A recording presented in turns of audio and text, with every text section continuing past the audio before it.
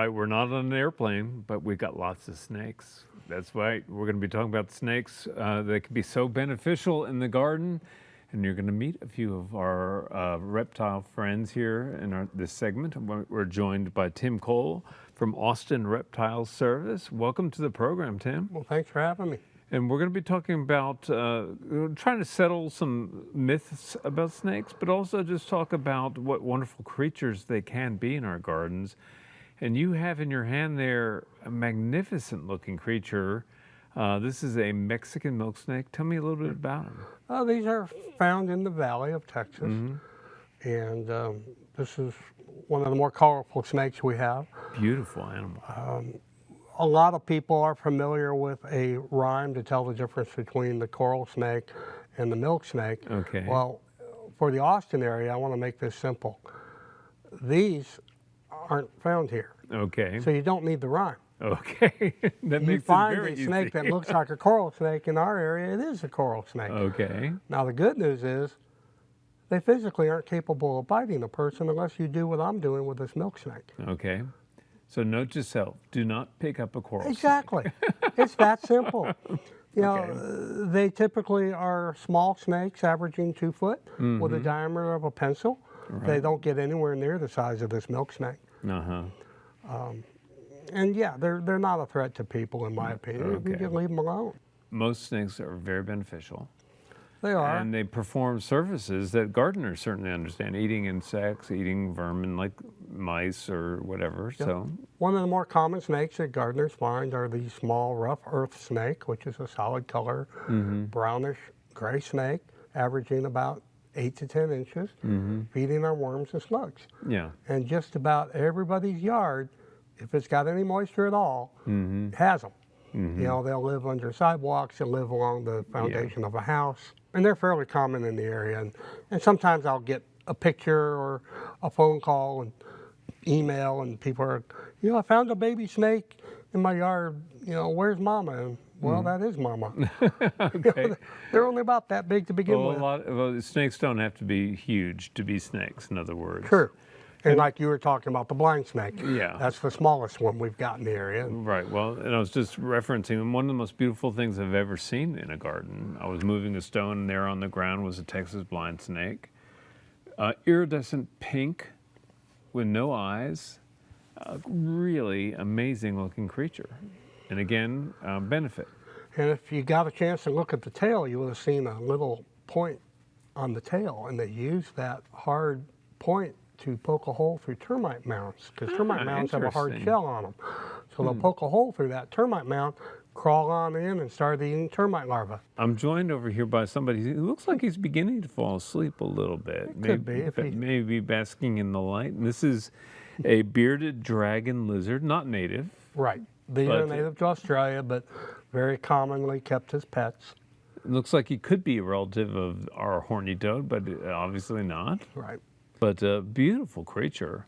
They And- are and very laid back. Yeah, this one is about as chill as I could possibly imagine. You took him out of his container. I thought he's going to be under the set in a nanosecond.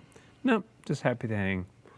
So you're bringing out another snake, and this is a native? This is a native. This is the bull snake. This is the largest snake we have in the area. Okay.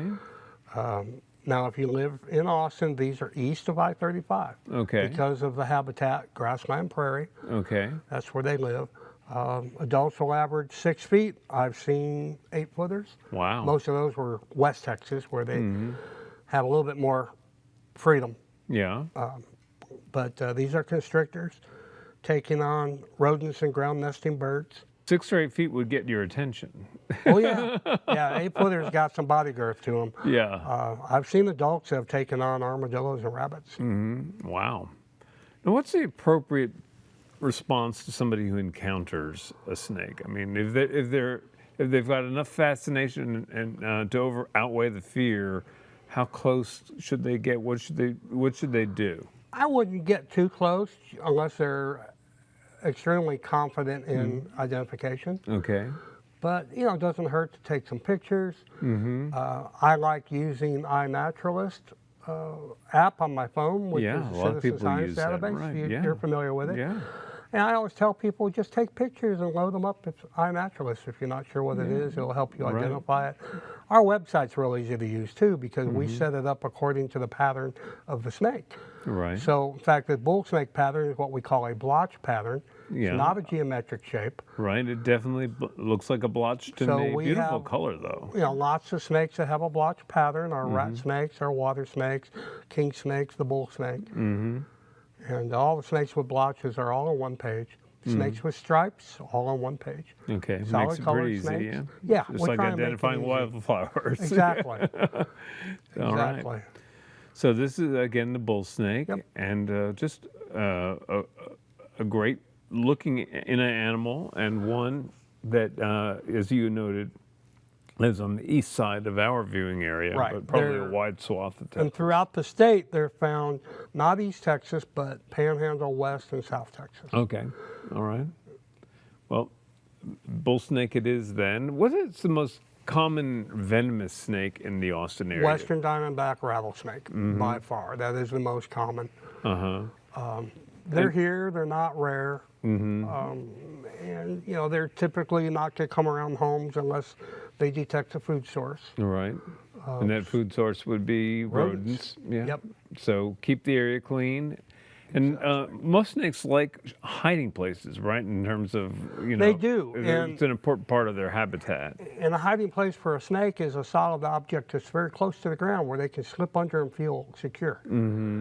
I don't consider plants that much of a hiding place that's favorable to snakes.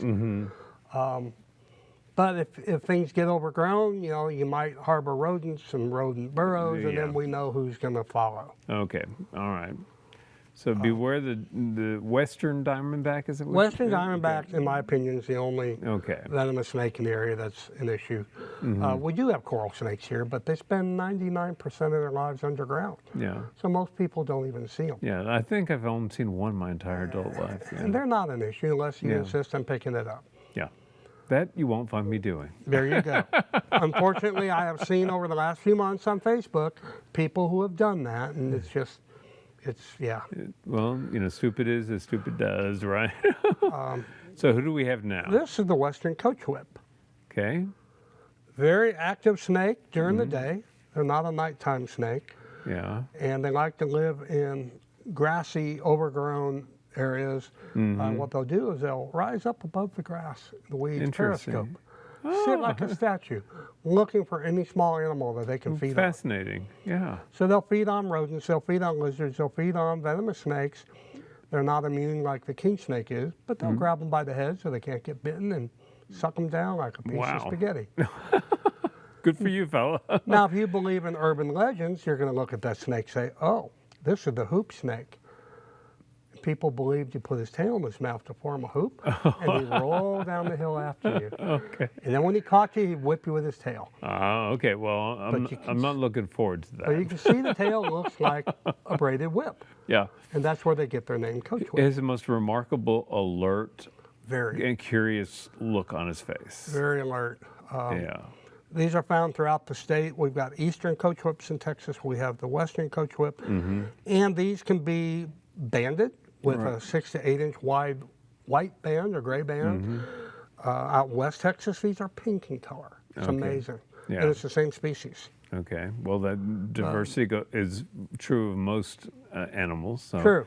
We've got just enough time for maybe one more friend, but again, you know, I think seeing them up close takes all the fear out of you, number one. Number two, it also makes you appreciate what wonderful creatures they actually are.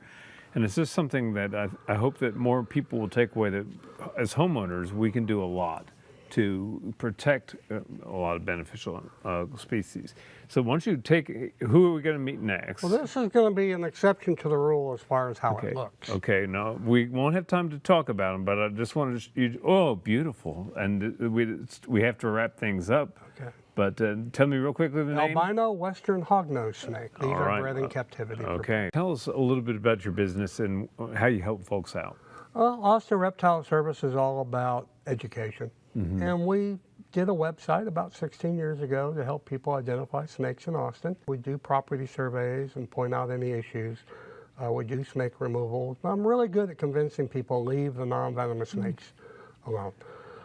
We do birthday parties. We do school programs. I train animal control officers throughout the state. Well, on that note, we're going to get the hognose out of here and go to Daphne.